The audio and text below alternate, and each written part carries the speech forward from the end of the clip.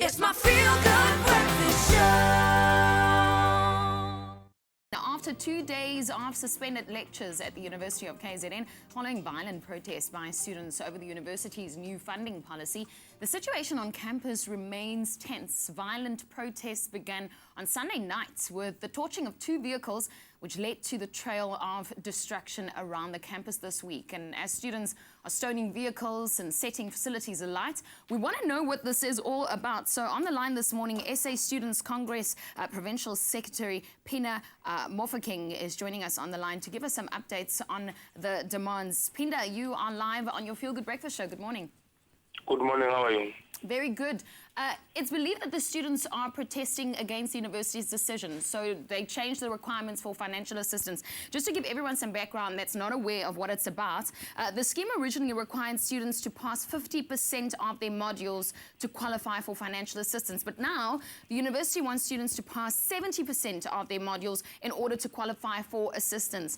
Why is this such a contentious issue for the students of the university?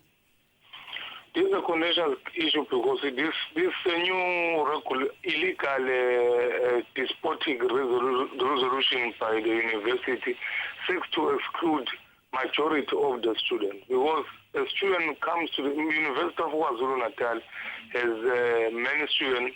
Most of the students here come from poor background. Most of them have never been able to use a phone or use a computer at their previous schools.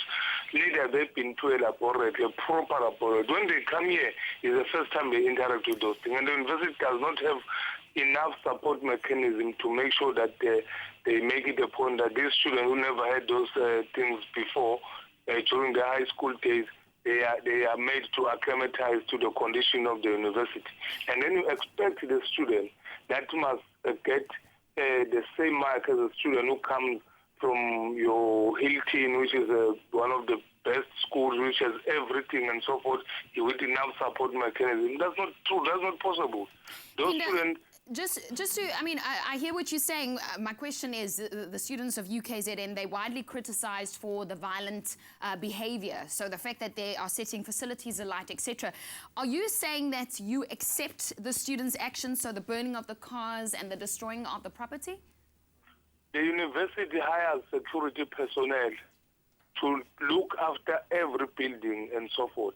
And we've been telling the university for a long time that the number of security that they've decreased is going to have repercussion on us.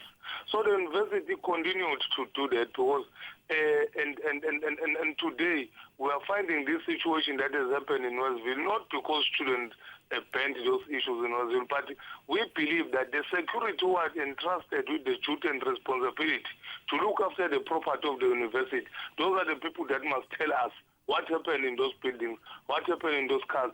If they are not, they must be fully, the law must take its full course and they must be investigated as to how can buildings be banned in their presence. And this is very sad because people don't know these issues. In the university, there have been cars that have been taken at gunpoint. No one has ever complained about that. There are students who have been marked inside their residences. There are students who have been killed inside their residences. So people must not today rush and say that buildings have been burnt and so forth, whereas there are many atrocities that have been happening inside the university by the virtue of the lack of proper security apparatus. Okay. And today, yes. Okay. Well, Phinda, listen, we sympathize with your feeling and we appreciate your opinion on the show this morning. Phinda Mofokeng, he is the SA Students Congress Provincial Secretary, giving comments there about UKZN protests that's busy happening. You heard it, the students feel quite strongly about the fact that the legislation has been changed for them. What are your thoughts? Perhaps you are at UKZN yourself and want to comment on our Facebook pages this morning. Should students only be able to pass 50% before they're allowed to have financial assistance?